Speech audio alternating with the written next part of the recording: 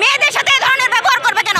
পুলিশের দায়িত্ব তো সবাইকে নিরাপত্তা দেওয়া, তারা এরকম ব্যবহার করবে কেন? নারীদের সাথে এই ধরনের ব্যবহার কেন তারা করবে? তারা কোনো নারী পুলিশ সদস্য ছাড়াই আমাদের মেয়েদের উপরে তারা গায়ে হাত দিয়েছে, তারা আমাদের গ্রেপ্তার করেছে, তারা আমাদের লাঠিচার্জ করছে। আমরা এই ন্যাক্কারজনক ঘটনার বিচার চাই।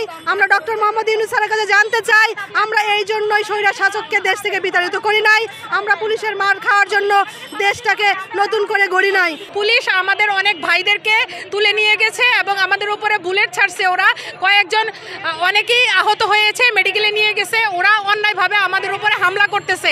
এটা আমরা অবশ্যই বিচার চাই সরকারের কাছে।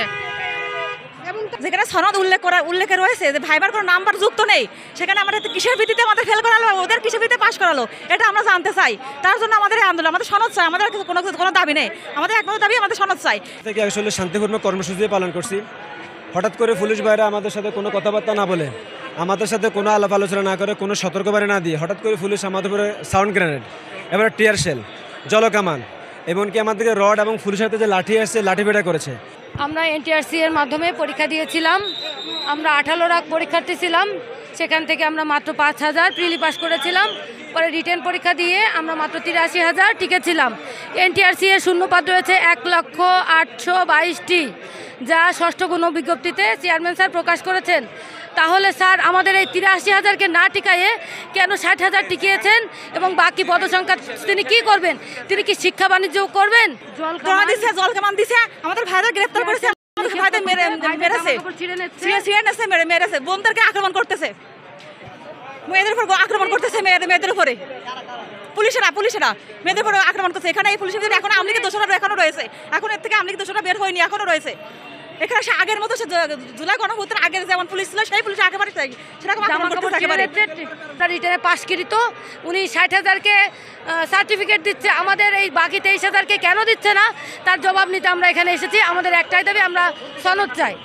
মেধা তালিকায় অংশগ্রহণ করতে পারি, তাহলে যেই ভাইবার মার্কটা আমাদের চাকরির ক্ষেত্রে কোনো কাজে লাগে না, লিখিত মার্কের যুগ হয় না, তাহলে সেই ভাইবা থেকে আমাদের 21,000 প্লাস প্রার্থীকে কেন তারা বঞ্চিত করলো? আমরা সবাই সনদ চাই এবং আমরা ষষ্ঠ গণবিজ্ঞপ্তিতে অংশগ্রহণ করার অধিকার চাই। কথা মারধর করে আসলে পুলিশ সরিয়ে দেওয়া হচ্ছে।